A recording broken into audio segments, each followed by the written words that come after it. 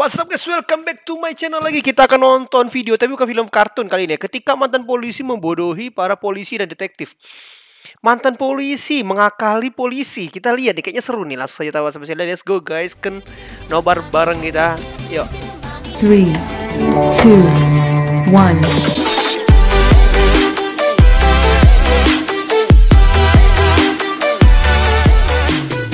Kali ini gue akan membahas alur cerita film Man on a Ledge. So, check it out. Di New York, seorang pria bernama Nick Cassidy check-in ke Hotel Roosevelt dengan nama palsu, Walker. Dia pergi ke kamar hotelnya di lantai 21 dan naik ke balkon siap untuk bunuh diri. Orang-orang di bawah pun berkerumun lalu memanggil polisi. Gak lama kemudian, polisi pun datang. Nah, polisi yang bernama Dante Marcus mengendalikan kerumunan. Sementara, polisi yang bernama Jack Doherty mencoba berbicara dengan Nick. Tapi, setelah Doherty mencoba berbicara, Nick bilang kalau dia cuma akan berbicara dengan seorang negosiator bernama Lydia Mercer yang sedang cuti setelah gagal menyelamatkan seorang polisi yang ingin bunuh diri di jembatan Brooklyn 1 bulan sebelumnya. Lydia pun tiba di kamar hotel dan mulai mendekati Nick, lalu berhasil mendapatkan sidik jari Nick dari rokok yang mereka bagi, lalu memberikan sidik jari tersebut kepada Doherty. Doherty kemudian meminta rekan polisinya untuk mencari identitas Nick.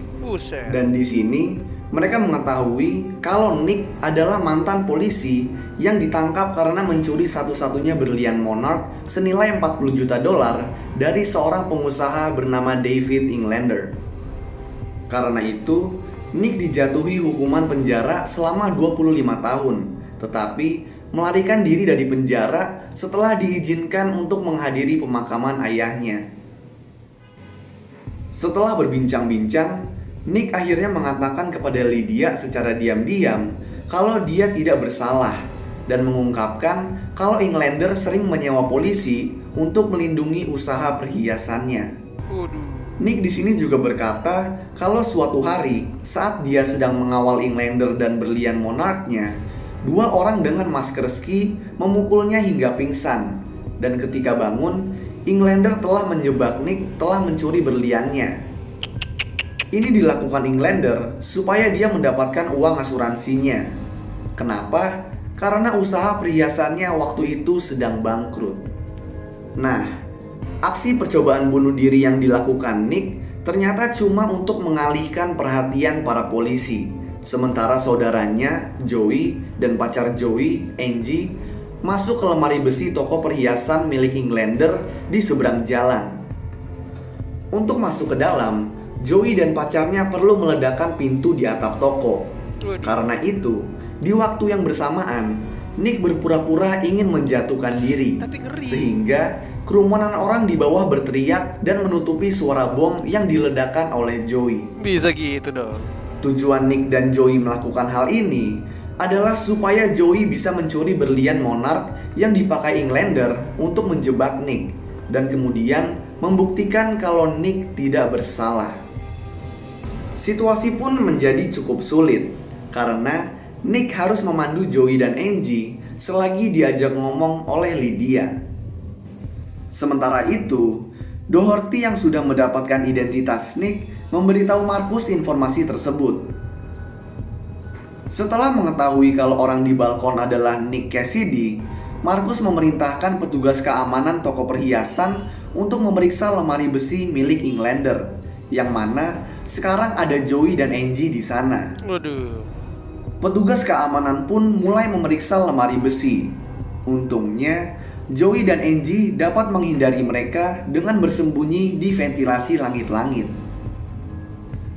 Setelah para petugas pergi tanpa menemukan apa-apa, Angie mulai masuk ke ruang lemari besi dan mematikan sensor penginderaan panas, lalu membukakan pintunya untuk Joey. Mereka kemudian berhasil membuka lemari besi dengan membekukan pintunya, tetapi tidak menemukan berlian monarch di dalamnya. Joey kemudian memberitahu Nick, dan di sini mereka terpaksa menggunakan rencana B mereka. Joey dan Angie pun dengan sengaja membuat alarm keamanan lemari besi menyala. Gak lama kemudian, petugas keamanan dan Englander mengecek lemari besinya yang udah berantakan, benar-benar seperti abis dimalingin. Englander kemudian membuka tembok rahasia yang merupakan tempatnya menyimpan berlian Monarch dan mengantongkan berliannya. Nah, saat Englander pergi ke kantornya, Joey dan Angie menodongkan pistol kepadanya, memintanya untuk menyerahkan berlian Monarch yang dia pegang, lalu memborgol dirinya sendiri. Englander pun terpaksa menyerahkan berliannya dan memborgol dirinya sendiri. Lalu Joey dan Angie pun kabur. Sementara itu, mantan partner Nick, Mike Ackerman, tiba di hotel dengan bukti kalau Nick sedang merencanakan sesuatu dan menuntut untuk diizinkan masuk ke kamar hotel. Tapi Lydia nggak mempercayainya. Begitu juga Doherty. Ackerman kemudian mengklaim kalau dia telah menemukan skema bom di unit penyimpanan yang disewa oleh Nick dan yakin kalau Nick akan meledakkan bom tersebut di suatu tempat. Ackerman lalu menelpon Marcus, memberitahu kalau Nick telah memasang bom di hotel dan menyuruhnya untuk memanggil tim penjinak bom. Sementara kerumunan dievakuasi oleh penjinak bom, Lydia yang percaya pada ketidakbersalahan Nick menelpon polisi bagian urusan internal dan menemukan kalau 3 polisi yang dipekerjakan oleh Englander dicurigai korup, yaitu Ackerman, Marcus, dan seorang polisi yang sudah meninggal bernama Walker, yaitu nama samaran yang dipakai oleh Nick saat check-in ke hotel. Joey dan Angie pergi memasuki hotel dan menyerahkan tas yang berisi berlian Monarch kepada seorang petugas hotel. Nah, petugas hotel tersebut kemudian mengambil dan mengantongi berliannya. Di sisi lain, Englander menghubungi Marcus yang sebelumnya juga membantunya menjebak Nick dan menyuruhnya untuk menangkap Joey dan Angie, yang mana dia berhasil. Dari sini kita bisa pastikan kalau Marcus memanglah polisi korup yang membantu Englander dalam menjebak Nick. Tim taktis yang sebelumnya diperintahkan oleh Marcus untuk menangkap Nick mulai mengejar Nick di balkon hotel. Ngeri. Karena nggak ada pilihan lain, Nick pun masuk ke dalam hotel dan mulai melarikan diri. Di saat sedang berusaha kabur, Nick bertemu dengan si petugas hotel yang mengatakan semua orang mendukungmu, nak, sambil memberinya berlian Monarch secara diam-diam. Marcus dan tim taktis mengejar Nick sampai ke atap dan berhasil mencegatnya. Gak lama kemudian Lydia ikut ke atap dan mencoba menolong Nick. Tetapi Marcus mengancam dan menyuruh tim taktis untuk membawanya pergi.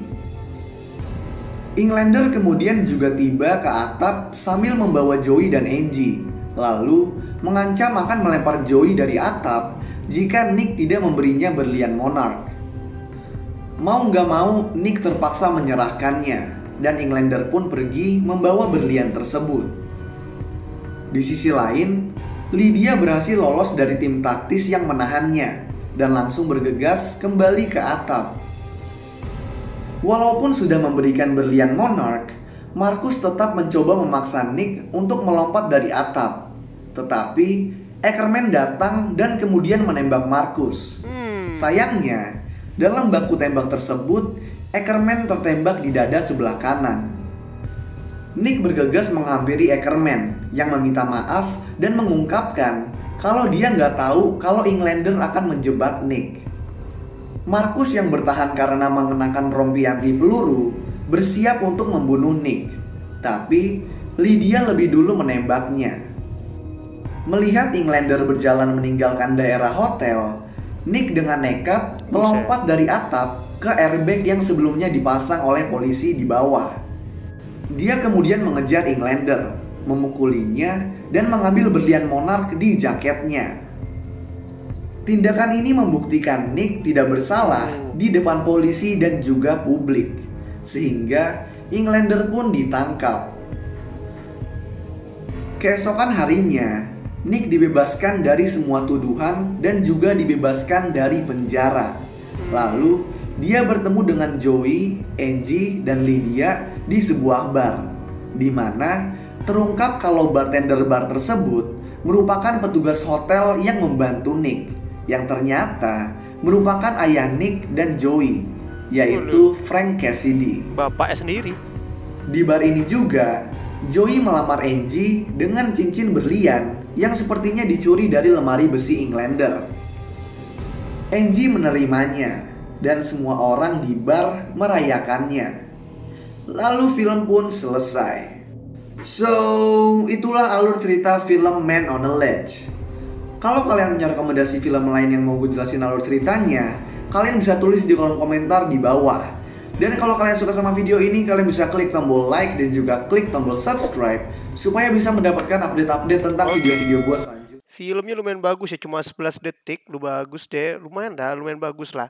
Jadi kalau kalian mau nonton, tinggal nonton aja filmnya di Man on the Ledge ya, moga-moga bener. Nah, filmnya bagus, lumayan bagus. Kalau lebih baik kalau langsung filmnya secara full. Tapi karena tidak ada waktu ya nonton recapnya doang. Dan isinya juga lumayan bagus. Yo, see you next time, bye bye guys semuanya, dadah.